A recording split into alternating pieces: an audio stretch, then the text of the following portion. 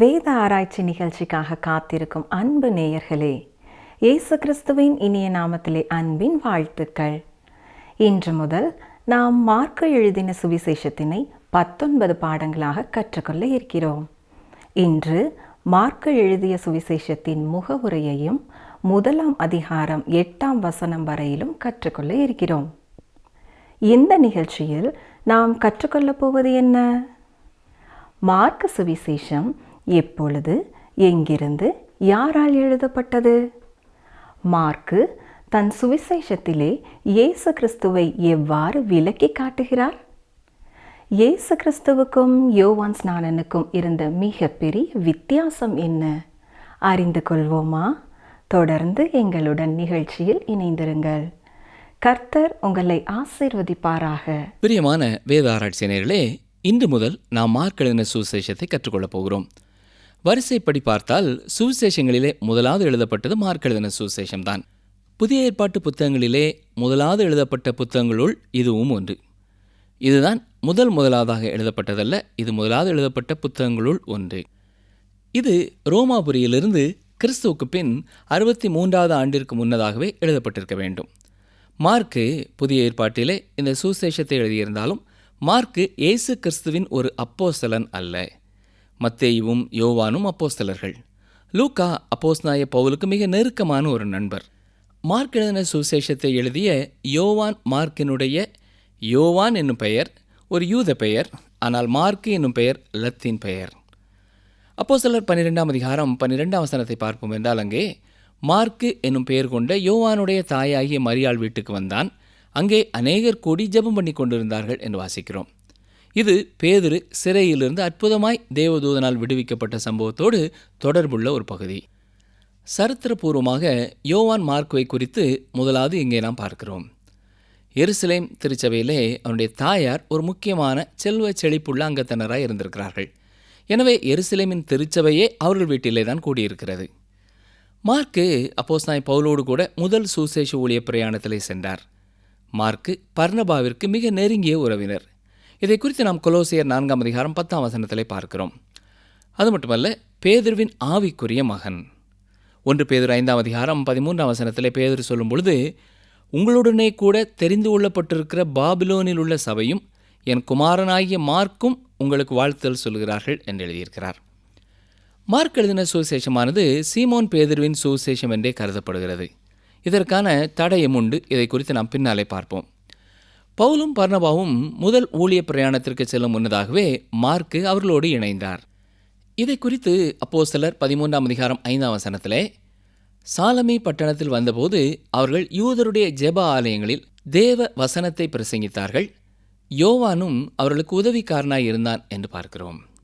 ஆனால் பம்பிலியா நாட்டிலே மார்க்கு பவுலையும் பர்னபாவையும் விட்டு திரும்பி வந்துவிட்டார். இதன் காரணமாக 2வது ஊழிய பிரயாணத்திலே அவரை சேர்த்து கொள்ளக்கூடாது என்று பவுல் கூறினார். பவுல் மார்க்குவை கோழை என்று நினைத்தார். ஆனால் பர்னபா அவரை மன்னிக்க ஆயத்தமாயிருந்தார். இதை குறித்து நாம் அப்போஸ்தலர் நடபடிகளின் புஸ்தகம் 15 அதிகாரம் 37-38 வசனங்களிலே பார்க்கலாம்.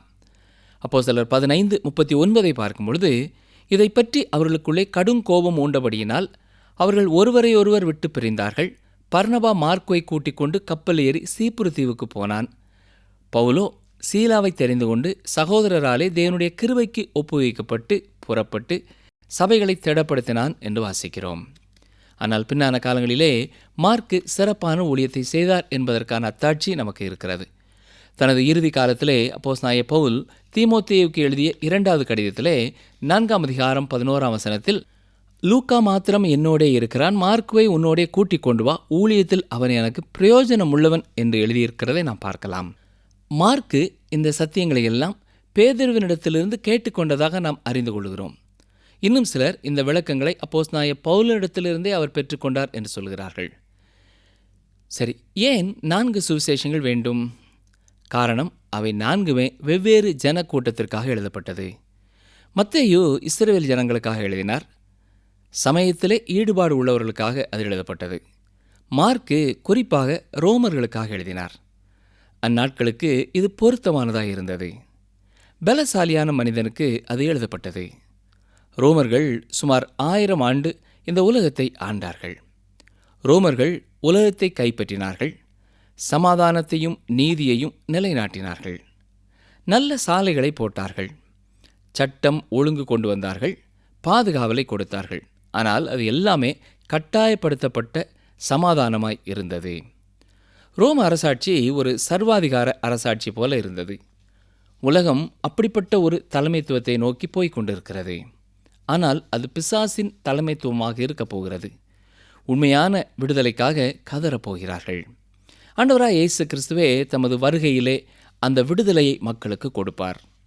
ரோமர் 1:16 பாருங்கள். கிறிஸ்துவின் சுவிசேஷத்தை குறித்து நான் வெட்கப்படேன். முன்பு யூதரிலும் பின்பு கிரேக்கரிலும் விசுவாசிக்கிறவனவனோ அவனுக்கு இரட்சிப்பு உண்டாவதற்கு அது தேவ பலனாய் இருக்கிறது. அந்த வல்லமையே இரக்கத்தை காண்பிக்க முடியும். ரோம அரசாட்சி இருந்தபொழுது மக்கள் இரக்கத்திற்காக ஏங்கிக் கொண்டிருந்தார்கள். அந்நாட்களிலே ரோம அதிகாரத்திற்கு யாரும் எதிர்த்து நிற்க முடியாது. அப்படி நின்றால் மரணம்தான். அதை விட்டு ஓடிப்போவது என்பதும் முடியாத காரியம். அப்படிப்பட்ட ஒரு காலகட்டத்திலே வாழ்ந்த மக்களுக்குத்தான் யோவான் மார்க்குவை கர்த்தர் அனுப்பினார்.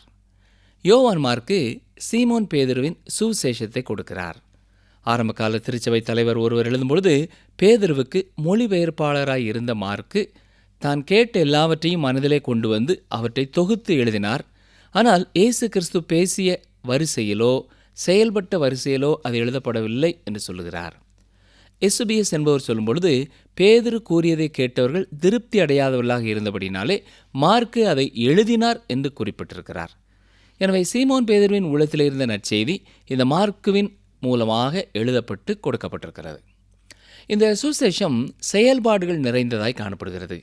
ஏனென்றால் பேதுருவும் அப்படிப்பட்ட ஒரு மனிதர்தான். ரோமர்களும் செயல்படும் மனிதர்களாய் இருந்தார்கள். எப்பொழுதும் சுறுசுறுப்பாய் எதையாவது செய்து கொண்டிருப்பார்கள். மார்க் எழுதின சுசேஷத்திலே இயேசு கிறிஸ்து ராஜாவின் உடை அணிந்தவராக அல்ல, ஒரு சேவை செய்பவரைப் போல வஸ்திரத்தை இடுப்பிலே கட்டியவராக நாம் பார்க்கிறோம். மத்தேயு சுசேஷத்திலே அவர் ராஜா, மார்க்கு சுசேஷத்திலே அவர் ஒரு ஊழியர். கவனியுங்கள், மார்க்கு 10:45. அப்படியே மனுஷகுமாரனும் ஊழியம் கொள்ளும்படி வராமல் ஊழியம் செய்யவும் அநேகரை மீட்கும் பொருளாக தம்முடைய ஜீவனை கொடுக்கவும் வந்தார் என்கிறார். மார்க் எழுதின சுசேஷத்திலே இயேசு யெகோவாவின் ஊழியராய் சொல்லப்பட்டிருக்கிறார். இது ஏசாயா 42 முதல் 2 வசனங்களின் நிறைவாய் காணப்படுகிறது. கவனியங்கள், வாசிக்கிறேன். ஏசாயா 42, 1, 2. இதோ நான் ஆதரிக்கிற என் தாசன், நான் தெரிந்து கொண்டவரும் என் ஆத்மாவுக்கு பிரியமானவரும் இவரே. என் ஆவியை அவர் மேல் அமர பண்ணினேன். அவர் புறஜாதிகளுக்கு நியாயத்தை வெளிப்படுத்துவார். அவர் கூக்குரலிடவும் மாட்டார், தம்முடைய சத்தத்தை உயர்த்தவும் அதை வீதியிலே கேட்க பண்ணவும் மாட்டார். அருமையானவர்களே, எதிர்ப்பு தெரிவிப்பதை குறித்தும் ஊர்வலங்கள் செல்வதை குறித்தும் நாம் வாசிக்கிறோம். நன்மை செய்கிறவர்களை குறித்து, அரசியல்வாதிகளை குறித்து, ஊழியர்களை குறித்து கேள்விப்படுகிறோம். அவர்கள் எல்லாரும் நன்மை செய்வதை குறித்து பேசுகிறார்கள். ஆனால் இயேசு கிறிஸ்துவைப் போல தொடர்ந்து அவர்கள் நன்மை செய்கிறவர்களாய் சுற்றித் திரிகிறதில்லை. இயேசு கிறிஸ்து முழுமையாக மனிதனாய் வந்தார். அதே சமயம் முழுவதும் தெய்வீகமாக நன்மை செய்கிறவராய் இருந்தார். இது சுவிசேஷத்தின் ஆரம்பம்தான். அவர் மரித்து உயிரோடு எழுந்தார். பின்னர் தன்னுடையவர்களை பார்த்து புறப்பட்டு போங்கள் என்றார். அந்த காலகட்டத்திலே தான் நற்செய்தியானது முழுமை பெற்றிருந்தது. இதுவே இன்றும் சுவிசேஷமாயிருக்கிறது. மார்க்கு சுருக்கமாக அழகாக எழுதியிருக்கிறார்.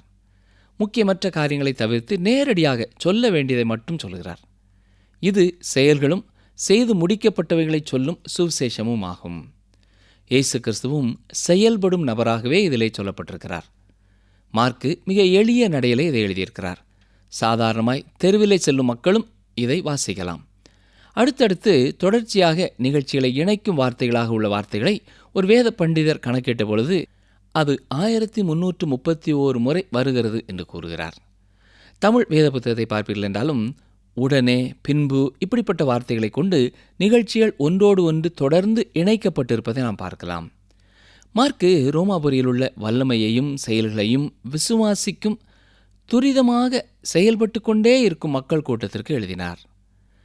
இயேசு கிறிஸ்து தனது பணியை செய்து முடிக்க முடிந்ததா என்ற கேள்விக்கான விடையை ரோமர்கள் தேடினார்கள். இந்த சுருக்கமான சுவிசேஷம் எப்பொழுதும் செயல்படும் ஒரு மனிதனுக்கு போதுமானது. மிக குறைவாகவே பழைய ஏற்பாட்டு மேற்கோள்களும் யூத சடங்காச்சாரங்களும் விவரிக்கப்பட்டிருப்பதனால் இது யூதர் அல்லாதவர்களுக்காக எழுதப்பட்டது என்பது தெளிவாகிறது. எந்த ஒரு அரசனுக்கும் ஒரு வம்சவழி தேவை. எனவே அதை மத்தேயு எழுதியிருக்கிறார். ஒரு பணிவிடை செய்கிறவருக்கு அவரை யாரென்று சொல்பவர் மட்டும் போதும்.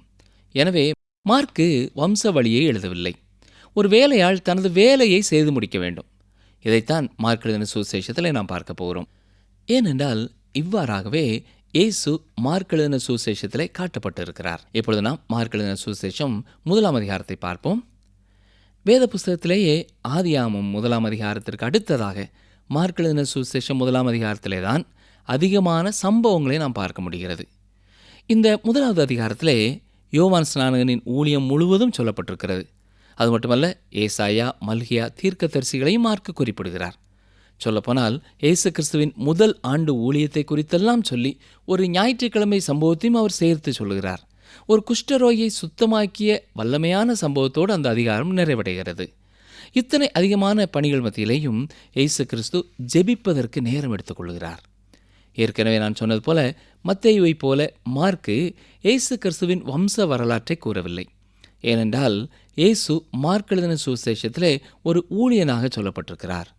ஒரு ஊழியனுக்கு அவருடைய பிறப்பை குறித்த காரியங்கள் முக்கியமல்ல, அவருடைய முன்னோர்களை குறித்த காரியங்கள் முக்கியமல்ல. அவனால் இந்த வேலையை செய்ய முடியுமா என்பதுதான் கேள்வி. யெகோவாவின் ஊழியரான இயேசு கிறிஸ்து பணியை செய்து முடிக்கிறவராய் காட்டப்படுகிறார். அது மட்டுமல்ல, ரோமர்களோ யூதரல்லாத மற்றவர்களோ இயேசுவின் சந்ததியை குறித்து அக்கறையற்றவர்கள்தான். அவர் எப்படி ஆபிரகாமின் வம்சத்திலே வந்திருக்கிறார் என்பது அவர்களுக்கு முக்கியமானதல்ல. மார்க் எழுதின சுவிசேஷத்தின் ஒவ்வொரு வசனங்களாக நாம் செல்லும் முன்பதாக நமக்கும் இயேசு கிறிஸ்துவுக்கும் ஒரு நெருங்கிய உறவை தேவன் உண்டு பண்ணும்படியாய் நாம் கேட்போம். இயேசு கிறிஸ்துவை சரியானபடி நம்முடைய வாழ்க்கையில் நாம் பெற்றுக்கொள்ள வேண்டும். அவரை ஏறிட்டு பார்க்கும் பொழுது அது நம்மை ரட்சிக்கிறது. அவரை கூர்ந்து நாம் கவனிக்கும் பொழுது அது நம்மை பரிசுத்தப்படுத்துகிறது. கவனியங்கள், வாசிக்கிறேன். மார்க் எழுதின சுவிசேஷம் 1ஆம் அதிகாரம் முதல் 3 வசனங்கள். தேவனுடைய குமாரனாகிய இயேசு கிறிஸ்துவனுடைய சுவிசேஷத்தின் ஆரம்பம். இதோ, நான் என் தூதனை உமக்கு முன்பாக அனுப்புகிறேன். அவன் உமக்கு முன்னே போய் உமக்கு வழியை ஆயத்தம் பண்ணுவான் என்றும், கர்த்தருக்கு வழியை ஆயத்தப்படுத்துங்கள், அவருக்கு பாதைகளை செவ்வாய் பண்ணுங்கள் என்று வனாந்தரத்திலே கூப்பிடுகிறவனுடைய சத்தம் உண்டாகும் என்றும் தீர்க்க தரிசன ஆகமங்களில் எழுதியிருக்கிற பிரகாரமாய். அருமையானவர்களே, இது யோவான் ஸ்நானகனின் ஆரம்பமோ இயேசு கிறிஸ்துவின் ஆரம்பமோ அல்ல. இது சுவிசேஷத்தின் ஆரம்பம். அதாவது இயேசு கிறிஸ்து இந்த உலகத்திலே வந்து சிலுவையிலே மரித்து உயிரோடு எழுந்த சம்பவத்தின் ஆரம்பம். அருமையான சகோதரனை சகோதரியே, இதுதான் நற்செய்தி. வேத புஸ்தகத்திலே 3 ஆரம்பங்களை குறித்து நாம் வாசிக்கிறோம். யோவான் எழுதின சுவிசேஷம் 1ஆம் அதிகாரம் 1ஆம் வசனத்திலே நாம் பார்க்கும் பொழுது, ஆதியிலே வார்த்தை இருந்தது என்று சொல்லப்படுகிறது. இது தேதி குறிக்க முடியாத ஆரம்பத்திற்கு நம்மை கொண்டு செல்கிறது. இது சரியாக இன்ன காலகட்டத்திலே என்று குறிப்பிடவே முடியாது. ஆனால் ஆரம்பம் என்று ஒன்று இருந்தால்தான் அதன் முதல் தொடர்ச்சியாக நாம் காரியங்களை மனதிலே அறிந்து கொள்ள முடியும். இந்த அண்ட சராசரங்களையும் நாம் பார்க்கும் பொழுது இவை எல்லாவற்றிற்கும் ஆரம்பம் ஒன்று உண்டு. அங்கே தேவன் ஒருவர் உண்டு என்பதை நாம் கண்டுகொள்கிறோம். ஆனால் அந்த ஆரம்பத்தை குறித்து எதுவும் எனக்கு தெரியாது. இந்த நித்தியமான காலத்திலிருந்து நாம் அறிந்து கொள்ளத்தக்க ஒரு காலகட்டத்திற்குள்ளே தேவன் வருகிறார். இரண்டாவதாக, ஆதியாகமம் 1ஆம் அதிகாரம் 1ஆம் வசனத்திலே நாம் பார்க்கும் பொழுது, ஆதியிலே தேவன் வானத்தையும் பூமியையும் சிருஷ்டித்தார் என்று வாசிக்கிறோம். நித்திய காலகட்டத்திலிருந்து காலகட்டத்திற்குள்ளே அப்பொழுதுதான் நாம் நுழைகிறோம். இந்த உலகத்தை தேவன் உருவாக்கி எவ்வளவு காலம் ஆனது என்பதை குறித்து அநேகர் சொல்ல முற்படுகிறார்கள். ஆனால் அந்த உண்மையான காலகட்டத்தை யாரும் அறியார். 6000 ஆண்டுகளுக்கு முன்னதாக என்பதிலிருந்து 30 லட்சம் ஆண்டுகளுக்கு முன்னதாக என்பது வரை பலர் பலவிதமாய் கூறுகிறார்கள். இப்பொழுது நாம் மிக குறைவாகவே அறிந்திருக்கிறோம். அவருடைய பிரசன்னத்திற்குள்ளே நாம் கடந்து செல்லும் பொழுது எவ்வளவு மங்கலாக நாம் இந்த நாட்களை குறித்து அறிந்திருந்தோம் என்பதை உணர்ந்து கொள்வோம். நம்முடைய அறியாமை அப்பொழுதுதான் நமக்கு தெரிய வரும். நம்முடைய ஆண்டவர் மிக பெரியவர். அவருக்கு அதிகமான காலங்கள் உண்டு. மூன்றாவதாக, மார்க் எழுதின சுவிசேஷம் 1ஆம் வசனத்திலே நாம் பார்க்கிற இயேசு கிறிஸ்துவனுடைய சுவிசேஷத்தின் ஆரம்பம். இதே ஆரம்பத்தை குறித்து தான் 1 யோவான் 1ஆம் அதிகாரம் 1ஆம் வசனத்திலேயும் சொல்லப்பட்டிருக்கிறது. இயேசு கிறிஸ்து மனிதனாக இந்த உலகத்திலே வந்த காலம் முதல் இந்த ஆரம்பம் கணக்கிடப்படுகிறது. இயேசு கிறிஸ்துவே சுவிசேஷம். மார்க் எழுதின சுவிசேஷத்திலே பழைய ஏற்பாட்டிலிருந்து மிக சில வசனங்களே மேற்கோளாக சொல்லப்பட்டிருக்கிறது என்று ஏற்கனவே சொன்னேன். இந்த அதிகாரத்திலே 2 தீர்க்கதரிசிகளிலிருந்து அவர் மேற்கோள் காட்டுகிறார்.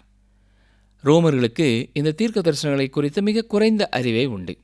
இங்கே மார்க் என்ன சொல்கிறார் என்றால், தான் யாரை குறித்து சொல்கிறாரோ அவருடைய சந்ததியை குறித்து சொல்ல வேண்டியதில்லை, ஆனால் அவரை குறித்து வேறு எங்கே சொல்லப்பட்டிருக்கிறது என்பதை கூற வேண்டும் என்பதற்காக அவ்வாறு செய்கிறார். எனவே ஏசாயாவிலிருந்தும் மல்கியாவிலிருந்தும் எடுத்து கூறுகிறார். அப்போஸ்தலனாகிய யோவானும் இந்த மார்க்குவும் இயேசு கிறிஸ்துவின் முன்னோடியான யோவான் ஸ்நானகன் வந்தது தீர்க்க தரிசனங்களின் நிறைவேறுதல் என்று சொல்கிறார்கள். பாருங்கள், மார்க் 1 அதிகாரம் 4 வசனம்.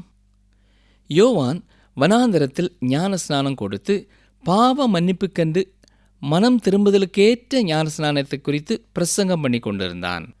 இவை எதற்காகவென்றால், பாவ மன்னிப்புக்கென்று யோவான் ஸ்நானகனின் ஊழியம் ஒரு ஆயத்த ஊழியம். இயேசு கிறிஸ்து இந்த உலகத்திற்குள்ளே வருவதற்காக அவர்களை அவன் ஆயத்தப்படுத்துகிறான். இயேசு கிறிஸ்து தான் பாவத்தை மன்னிக்கப் போகிறார். பாவத்திற்கான விலைக்கிரயத்தை செலுத்தப் போகிறார். வசனங்கள் 5, 6 பாருங்கள். அப்பொழுது யூதேய தேசத்தார் அனைவரும் எருசலேம் நகரத்தார் யாவரும் அவனிடத்திற்கு போய் தங்கள் பாவங்களை அறிக்கையிட்டு யோர்தான் நதியில் அவனால் ஞான ஸ்நானம் பெற்றார்கள். யோவான் ஒட்டகமயிர் உடையை தரித்து தன் அறையில் வார்க்கச்சையை கட்டி கொண்டவனாயும் வெட்டுக்கிளியையும் காட்டுத்தேனையும் புசிக்கிறவனாயும் இருந்தான். யோவான் ஸ்நானகன் குறிப்பிடத்தக்க ஒரு மனிதன். அவனுடைய செய்தியிலே மட்டுமல்ல, அவனுடைய உடையிலேயும் அவனுடைய உணவிலும் தான். இப்படிப்பட்ட குறிப்பிட்ட ஊழியத்திற்காக அவன் பிரித்தெடுக்கப்பட்டவன். அவன் ஆசாரியர்களின் வம்சத்திலே, லேவியின் வம்சத்திலே வந்தவன். அவன் எருசலேம் தேவாலயத்திலே பணிவிடை செய்யும்படியாக எதிர்பார்க்கப்பட்டவன். ஆனால் தேவன் அவனை ஒரு தீர்க்கதரிசியாக அழைத்தார். எனவே அவன் வனாந்தரத்திலே பிரசங்கித்துக் கொண்டிருக்கிறான். அவனை கேட்பதற்காக மக்கள் அங்கே செல்கிறார்கள். இந்நாட்களிலே மக்கள் வாழும் இடங்களிலே நாம் ஒரு ஆலயத்தை கட்ட விரும்புகிறோம். அங்கே அவர்கள் கூடி வருவதற்காக அவ்வாறு செய்கிறோம். அதாவது ஆலயமானது எல்லாரும் வந்து பங்கு பெறக்கூடிய ஒரு இடத்திலே இருக்க வேண்டும் என்று எண்ணுகிறோம். ஆனால் யோவான் ஸ்நானகன் அவ்வாறு செயல்படவில்லை. தூரமாக வனாந்தரத்திலே பிரசங்கித்துக் கொண்டிருக்கிறார். நாம் வாசிக்கிறது போல யூதேய தேசத்தார் அனைவரும் எருசலேம் நகரத்தார் யாவரும் அவனிடத்திற்கு போனார்கள். இப்பொழுது மார்க் 1 அதிகாரம் 7 வசனத்தை பாருங்கள். அவன், என்னிலும் வல்லவர் ஒருவர் எனக்கு பின் வருகிறார், அவருடைய பாதரட்சிகளின் வாரை குனிந்து அவிழ்க்கிறதற்கும் நான் பாத்திரன் அல்ல. இது எதை காட்டுகிறது என்றால், இந்த யோவான் ஸ்நானகன் எவ்வளவு குறிப்பிடத்தக்க ஒரு மனிதன் என்பதை நமக்கு காட்டுகிறது. திரள் கூட்டமான மக்களை ஈர்க்கிறவனாய் இருந்தான். அவன் வினோதமான உறுதியான ஒரு மனிதனாய் இருந்தாலும் தன்னந்தனியாய் தன்னுடைய சத்தத்தை உயர்த்தி அவன் பேசினான். ஆனாலும் அவனுடைய தாழ்மையை கவனித்தீர்களா? யோவான் ஸ்நானகன் மன தாழ்மை உள்ள ஒரு மனிதன். நிகழ்ச்சியை கேட்டுக்கொண்டிருக்கிற எனக்கு அருமையான சகோதரனை சகோதரியே, யோவான் ஸ்நானகனை குறித்து கற்றுக்கொள்கிற நாம் நம்முடைய வாழ்க்கையிலே எவ்வளவு மனத்தாழ்மை உள்ளவர்களாக இருக்கிறோம் என்பதை சற்றே சிந்தித்து பார்க்க வேண்டும். நம்மை குறித்து எண்ணுவதற்கு மிஞ்சி நாம் எண்ணிக்கொண்டிருக்கிறோமா? அல்லது கர்த்தருடைய கிருபையை உணர்ந்தவர்களாக நாம் எவ்வளவு குறைவுள்ளவர்கள், எவ்வளவு தாழ்ந்தவர்கள் என்பதை அறிந்து உணர்ந்திருக்கிறோமா? வசனம் 8 பாருங்கள். நான் ஜலத்தினால் உங்களுக்கு ஞான ஸ்நானம் கொடுத்தேன், அவரோ பரிசுத்த ஆவியினால் உங்களுக்கு ஞான ஸ்நானம் கொடுப்பார் என்று பிரசங்கித்தான். அருமையான சகோதரனை சகோதரியே, இதுதான் இயேசு கிறிஸ்துவுக்கும் யோவான் ஸ்நானனுக்கும் இருந்த மிகப்பெரிய வித்தியாசம். உண்மையான ஞானஸ்நானம் பரிசுத்த ஆவியினாலே உண்டாகும் ஞானஸ்நானம். சடங்காச்சாரமான ஞானஸ்நானம் தண்ணீரினாலே கொடுக்கப்படுகிறது. தண்ணீரினாலே கொடுக்கப்படும் ஞானஸ்நானம் முக்கியமானதுதான். ஏனென்றால் அதன் மூலமாக நாம் மற்ற காரியங்களை விட்டு இயேசு கிறிஸ்துவை பின்பற்ற வருகிறோம் என்று சாட்சி கூறும் வெளியரங்கமான ஒரு சம்பவமாக இருக்கிறது. மத்தேயு எழுதின சுவிசேஷத்தை நாம் கற்றுக்கொண்ட பொழுது இயேசு எதற்காக ஞானஸ்நானம் பெற்றார் என்பதை படித்தோம். ஞாபகம் இருக்கிறதா? மனிதனோடு மனிதனாக தன்னை அடையாளப்படுத்திக் கொள்வதற்காக இயேசு கிறிஸ்து ஞானஸ்நானம் பெற்றார். சரி நேயர்களே, இந்த நிகழ்ச்சியை நாம் இத்தோடு நிறைவு செய்வோம். ஞாபகத்தில் வைத்துக் கொள்வோம், மார்க் எழுதின சுவிசேஷம் யூதர்களுக்கு எழுதப்பட்டது அல்ல, யூதர் அல்லாத மக்களுக்காக எழுதப்பட்டது. இயேசு கிறிஸ்து ராஜாவாக காண்பிக்கப்படவில்லை, ஒரு ஊழியக்காரனாக, பணிவிடைக்காரராக காண்பிக்கப்பட்டிருக்கிறார். யோவான் ஸ்நானகனும் தீர்க்க தரிசனங்களின் நிறைவேறுதலாக வந்தாலும் இயேசு கிறிஸ்துவை குறித்து நேரடியாக மக்களுக்கு வெளிப்படுத்துகிறார். பரிசுத்த ஆவியினாலே ஞானஸ்நானம் கொடுக்கும் ஒருவர் எனக்கு பின்னாலே வருகிறார் என்று சொல்கிறார். அது மட்டுமல்ல, குறிப்பாக ஒரு உன்னதமான பணிவிடையை யோவான் ஸ்நானன் செய்து கொண்டிருந்தாலும் தன்னை குறித்து சொல்லும் பொழுது, என்னிலும் வல்லவர் ஒருவர் எனக்கு பின் வருகிறார், அவருடைய பாதரட்சைகளின் வாரை குனிந்து அவிழ்க்கிறதற்கும் நான் பாத்திரன் அல்ல என்று தன்னை குறித்து சொல்கிறார். அருமையான சகோதரனை, சகோதரியே, நம்மை குறித்து நாம் மற்றவர்களுக்கு சொல்லும் பொழுது எப்படிப்பட்ட வார்த்தைகளினாலே நம்மை அறிமுகப்படுத்துகிறோம் அல்லது விவரிக்கிறோம்? ஒருவேளை நாம் வாயை திறந்து சொல்லாத சூழ்நிலைகளிலேயும் மற்றவர்கள் நம்மை குறித்து என்ன சொல்ல வேண்டும் என்று நாம் ஆசைப்படுகிறோம்? நம்மை குறித்து பெருமையானவைகளை சொல்ல வேண்டும் என்று விரும்புகிறோமா?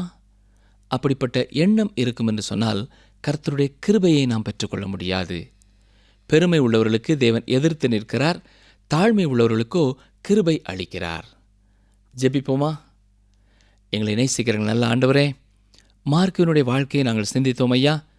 ஊழியத்திலே கடினமான காலங்களிலே பின்வாங்கி போனாலும் மீண்டுமாக தன்னை முழுமையாய் அர்ப்பணித்து ஊழியத்திலே எனக்கு மிகுந்த பயனுள்ளவன் என்ற சாட்சியை பெற்றுக்கொண்டது போல ஊழியத்திலே ஈடுபட்டிருக்கிற எங்களுடைய அருமையான நேயர்கள் ஒவ்வொருவரும் நல்ல உண்மையும் உத்தமமான ஊழியர்கள் என்ற சாட்சியை பெற்றுக்கொள்ளத்தக்கதாக சோர்ந்து போய்விடாதபடி முன்னேறி செல்ல நிர்உதவி செய்யும். இதை கேட்டுக்கொண்டிருக்கிற எங்கள் ஒவ்வொருவருடைய வாழ்க்கையிலையும் நாங்கள் எங்களை குறித்து எண்ண வேண்டியதற்கு மிஞ்சி எண்ணாதபடி உண்மையாக முன்னாலே எங்களுடைய நிலைமையை உணர்ந்தவர்களாக, அதையே மனிதர்கள் முன்னாலே நாங்கள் அறிக்கை செய்கிறவர்களாக காணப்பட எங்களுடைய வாயின் வார்த்தைகளிலேயும் எங்களுடைய சிந்தனைகளிலேயும் எங்களுடைய எதிர்பார்ப்புகளிலேயும் நீரே எங்களை காத்துக்கொள்ள வேண்டும் என்று கெஞ்சுகிறோம். எங்களிலே யாராவது பெருமை உள்ளவர்களாக எங்களை குறித்து எண்ணிக்கொண்டிருப்போம் என்றால், பெருமை உள்ளவர்களாகவே எங்களை குறித்து மற்றவர்களிடத்திலே பேசுகிறவர்களாக இருப்போம் என்றாலும் அது பாவமான காரியம் என்பதை உணர்ந்து கொள்ளும் உணர்வுள்ள இருதயத்தை தாரும். இந்த நிகழ்ச்சியை கேட்டுக்கொண்டிருக்கிற தாழ்மை உள்ள ஒவ்வொரு சகோதரனுக்கும் ஒவ்வொரு சகோதரிக்கும் உம்முடைய கிருபைகளை நிறைவாய் தந்தருளும். இயேசு கிறிஸ்துவின் நாமத்தினாலே கேட்கிறோம் பிதாவே, ஆமேன். பிரியமானவர்களே, மார்க் சுவிசேஷத்தின் அறிமுக நிகழ்ச்சியிலே நாம் அநேக சத்தியங்களை அறிந்து கொண்டோம். சற்று ஞாபகப்படுத்திக் கொள்வோமா? சுவிசேஷங்களிலே முதலாவது எழுதப்பட்டதும் மேலும் புதிய ஏற்பாட்டிலே முதலாவது எழுதப்பட்டதும் மார்க் சுவிசேஷமே. இதனை எழுதிய யோவான் மார்க்கு இயேசு கிறிஸ்துவின் அப்போஸ்தலன் அல்ல. இவர் அப்போஸ்தலனாகிய பவுலுடன் முதல் சுவிசேஷ ஊழியத்தில் உடன் சென்றவர். மார்க்கு சுவிசேஷத்தின் துவக்கமானது சுவிசேஷத்தின் ஆரம்பமாக இருக்கிறது. அதாவது இயேசு கிறிஸ்து இந்த உலகத்திலே வந்து சிலுவையிலே மரித்து உயிரோடு எழுந்த சம்பவத்தின் ஆரம்பம். தேவன் இந்த உலகத்தை உருவாக்கி எவ்வளவு காலம் இருக்கும் என்பதை குறித்த விவரம் யாருக்கும் தெரியாது. நம்முடைய ஆண்டவர் மிக பெரியவர். அவருக்கு அதிகமான காலங்கள் உண்டு. இயேசு கிறிஸ்துவே சுவிசேஷம். இயேசு கிறிஸ்து மாத்திரமே நம்முடைய பாவத்தை மன்னிக்கக்கூடியவர். அதற்காக அவரே நமக்கு விலைக்கிரயம் செலுத்தியவர். மீண்டும் அடுத்த நிகழ்ச்சியிலே நாம் சந்திப்போம்.